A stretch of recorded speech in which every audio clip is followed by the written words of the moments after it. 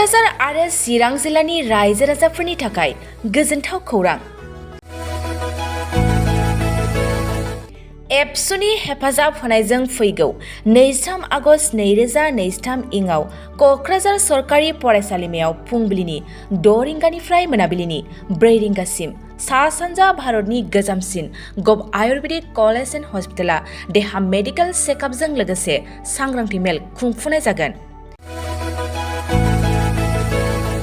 बे देहा मेडिकेल चेकआपजों लोगोसे सांग्रांथि मेलाव गासै सा 26 गुबुन गुबुन बिफाननि रोंगौथि गोनां स्पेशलिस्ट डक्टरफ्रा बे हाबाफारियाव बाहागो लागोन।